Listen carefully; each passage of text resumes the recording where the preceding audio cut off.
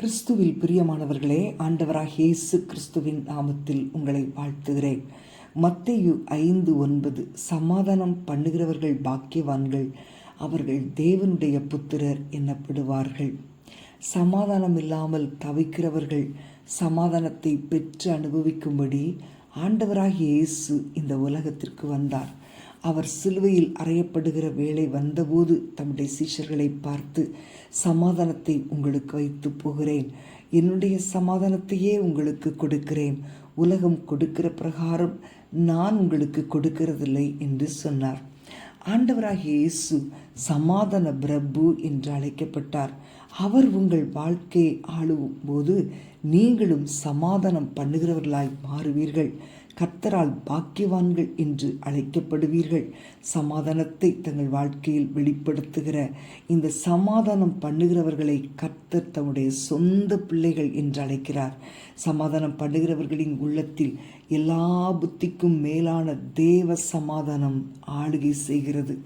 அன்பான தேவனுடைய பிள்ளைகளே, இன்றைக்கு உங்களுடைய சுபாவம் எப்படி இருக்கிறது?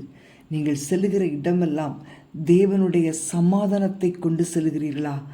ஒரு வீட்டுக்குள் நீங்கள் பிரவேசிக்கும் போது அந்த வீட்டுக்குள்ளே சமாதானத்தை வைத்து செல்கிறீர்களா, அல்லது குழப்பத்தை உண்டாக்கிவிட்டு வெளியே வருகிறீர்களா?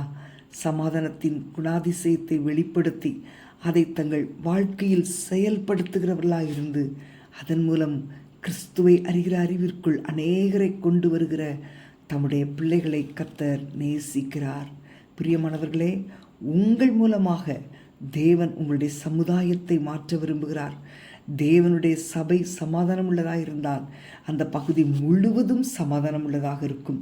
நீங்கள் வாழ்கிற இடங்கள் சமாதானம் உள்ளதாக இருந்தால் உங்கள் தேசம் சமாதானம் உள்ளதாக இருக்கும். அப்பொழுது ஒவ்வொருவரும் சமாதானத்தோடும் ஆசீர்வாதத்தோடும் ஒருவருக்கொருவர் உதவி செய்கிறவர்களாயும் வாழுவீர்கள். நாம் ஜெபிப்போமா? அன்பின் ஆண்டவரே, ஸ்தோத்தரிக்கிறோம் அப்பா. நிறைய குடும்பங்கள் இன்றைக்கு சமாதான குலைச்சல் காணப்படுகிறது. ஆண்டவரே, நீர் உடைய ஜீவனை கொடுத்து சமாதானத்தை சம்பாதித்திருக்கிறீரே, அந்த சமாதானத்தை இன்றைக்கு சாத்தான் குலைத்து போடுகிறான் அப்பா. சின்ன சின்ன பிரச்சனைகள் இந்த சமாதானத்தை கெடுக்கிறது. ஆண்டவரே, ஆண்டவரே, நீர் கொடுத்த ஆசீர்வாதங்களில் பெரிய ஆசீர்வாதம் சமாதானம். ஆண்டவரே அப்பா, நீர் உடைய பிள்ளைகளுடைய குடும்பங்களை ஆளுகை செய்வீராக.